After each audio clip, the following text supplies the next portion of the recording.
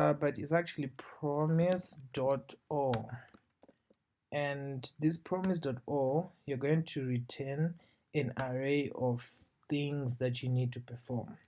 Now we are going I'm going to rename this to database, since this is sort of like our connection to the database.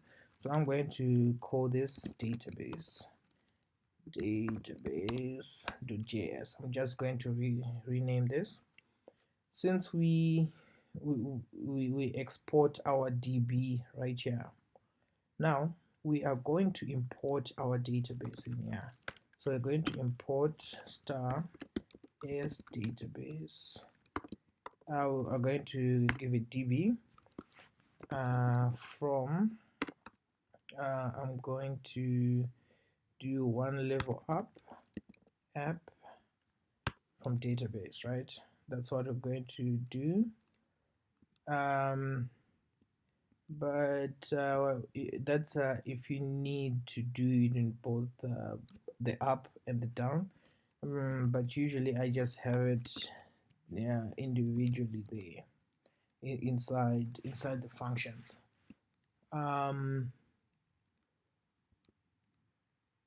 Yeah. So I'm just gonna leave it there at the top for now. Now you see it does give you an example there, right? So our database here is going to, let me go into the file, it's actually going to models and get this information, right? It's going to get this information from student, which is this structure that we've written. But in this structure we can actually access the table name, and by the use of the require right here, by requiring that file, what it does, it creates another attribute called table attributes.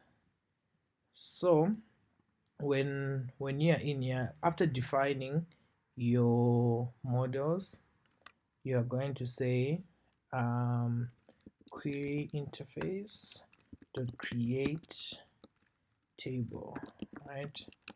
So you're going to create your table, and we're going to access DB, and the name of our DB there is going to be student dot table name, right?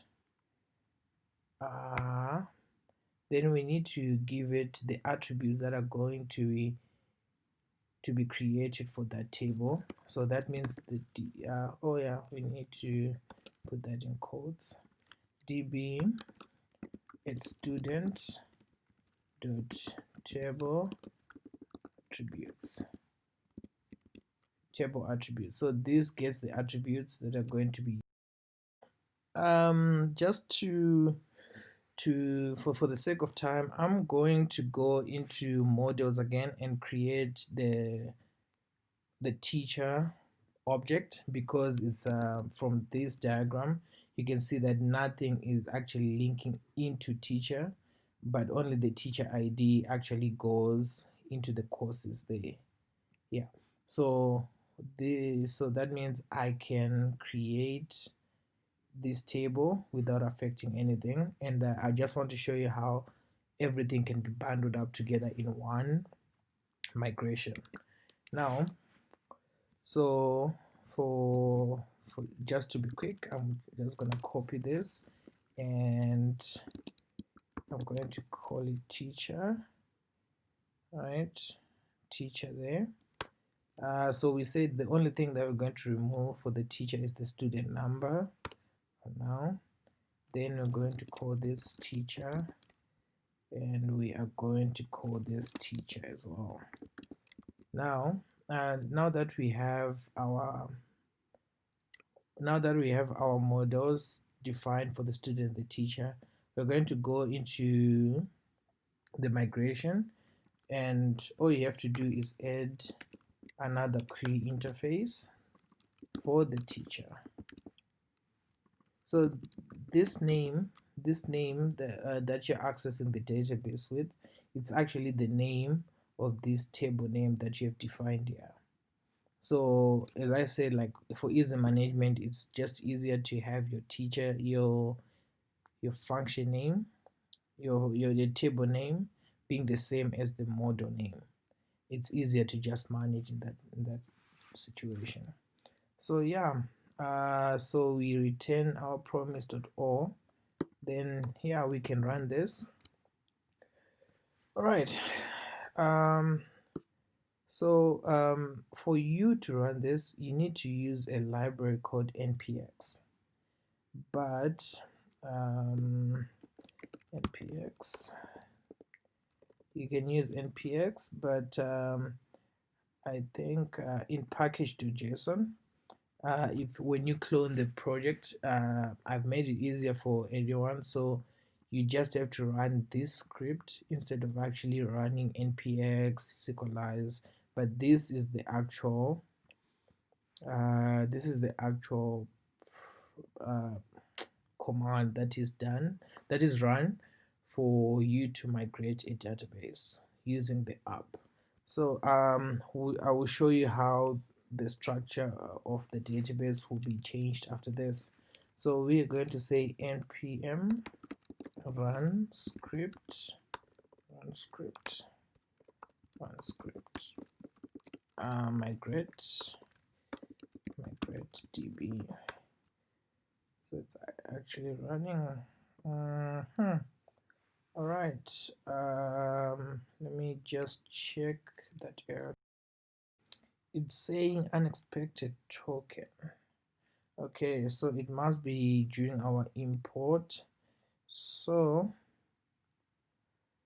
what we can do, we can say const db is equal, we're going to require instead of importing.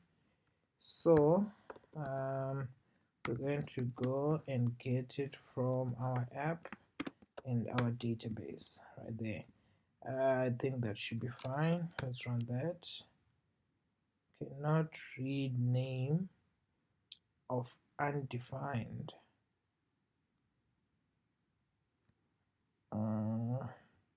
Cannot read name of undefined. I am not sure what's happening. I'll just look at this quickly and I'll get. So the reason why this is not executing, it's trying to read the name of this file, but the problem is it's returning now since we didn't use return in here. Return. We're not returning the actual definition of a product of a model, so we need to do that. I'm used to using a certain syntax of JavaScript, but this is the entry level. So I'm going to say return here as well. So I'm going to return both my teacher and my student models. So in here we shouldn't have any problems because it was rejecting when it was trying to read the name of that model. So it was now right here, so nothing was being paused and it was failing because we're not returning any model definition. Now that we are returning these definitions, and we expect this to create our two tables. So if we run that, it creates our tables, and that console was still in this file. Now we just to show you what happened. So the table school, this is our school table, it's empty. It was empty, but if I reload, it created three tables. Our student there, so those timestamps were created by those timestamps created these two columns, and we have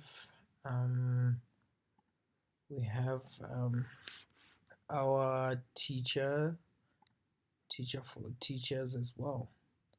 Right now, because we used this file to do our migration, the name of this file to do our migration, don't use it again because it will not execute as it looks for this name, and if this name exists, it's not going to do that migration again. So once you run a migration using this file, don't add any more code in here. Just close the file, forget about it, it's done. So whenever you need to do another migration, you need to run this what do you call this, the Sequelize migration create dash name, and you need to give it, you can give it the same name because it takes the current time that you actually created the migration. Then it takes the name that you give it here and create a JavaScript file. All right, just finish doing the first migration in the project, and the next step is going to be setting up the server that is actually displayed for testing purposes. I'm going to end the second video on the final migration, and on part number 3 that's going to come, it will be actually setting up the server that is displayed on the browser.